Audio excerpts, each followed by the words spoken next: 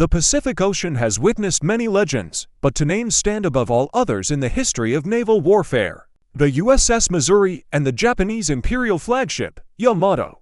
These were the ultimate expressions of the battleship era, massive steel fortresses designed to dominate the horizon and crush any opposition with a single broadside. They represented two different philosophies of war, two different industrial titans, and a rivalry that never truly met in a one-on-one duel. Today, we break down the engineering, the firepower, and the fatal flaws of these two titans to answer the ultimate question: if they had met in the open sea, who would have survived the storm of steel? To understand the Yamato, you must understand the scale of Japanese ambition. Completed in 1941, she was the largest, heaviest, and most powerfully armed battleship ever constructed. At over 72,000 tons fully loaded, she was a monster of the deep. Her primary teeth were 9 18-inch guns, the largest ever mounted on a ship. These cannons could hurl a 3,000-pound shell over 25 miles. The sheer physics of a Yamato broadside was enough to shatter the very foundations of naval doctrine. Her armor was equally legendary, designed to withstand hits from the very guns she carried. She was built to be unsinkable, a floating fortress that would deter the entire United States Navy by its mere existence.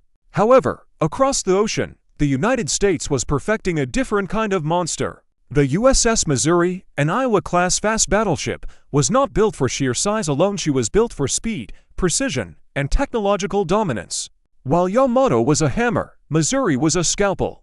Displacing around 58,000 tons, she was lighter than her Japanese rival, but she was significantly faster. With a top speed of over 33 knots, Missouri could dictate the terms of the engagement. She could choose when to fight, where to fight, and, more importantly, when to retreat.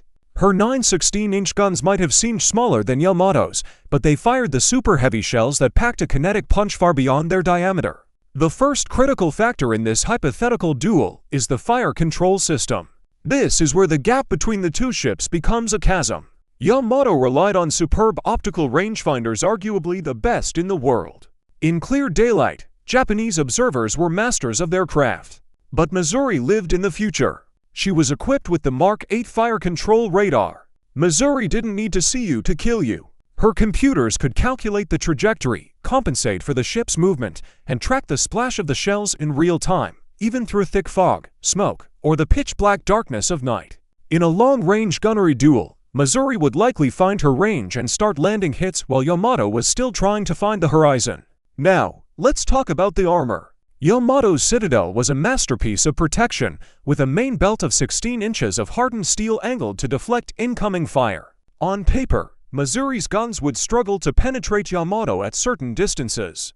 However, Yamato had a glass jaw. Her bow and stern were relatively unprotected to save weight for the central citadel. A few well-placed hits from Missouri's high-capacity shells could cause massive flooding in the unarmored sections, slowing the Japanese giant down and making her an even easier target for the American radar-guided salvos.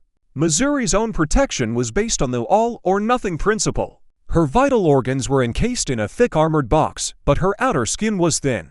If an 18-inch shell from Yamato found its mark, the devastation would be catastrophic. A single direct hit on Missouri's deck or turret could end the fight instantly. The stakes for the American crew were absolute. They had to use their speed and radar to ensure they weren't hit at all, because they couldn't afford to trade blows with a sumo wrestler like Yamato. As the battle progresses, we must consider the secondary systems.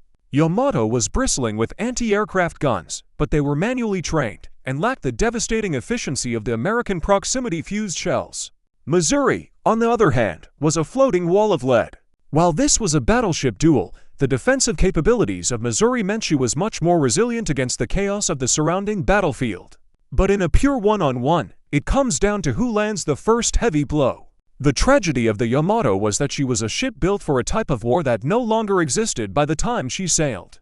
She was a weapon of the past, a glorious but doomed monument to the era of big guns. Missouri was a weapon of the transition, fast enough to escort carriers and smart enough to use electronics as a weapon.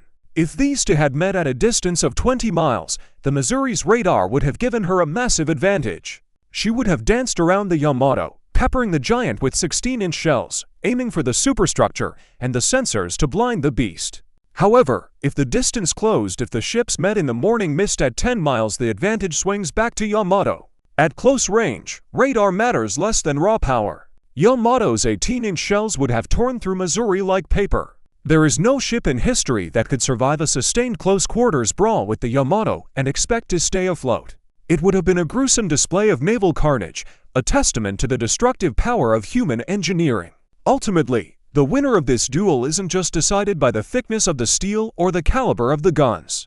It is decided by the era. The USS Missouri represents the beginning of the modern age of managed warfare, where data and speed outclass raw mass. The Yamato represents the peak of the industrial age, where the biggest engine and the biggest gun were king. In most realistic combat scenarios, Missouri's superior fire control and mobility would allow her to dismantle the Yamato from a distance where the Japanese ship could only guess where the fire was coming from. Both ships met their ends in very different ways. Yamato was swarmed by hundreds of aircraft, a victim of the very change in warfare she couldn't adapt to.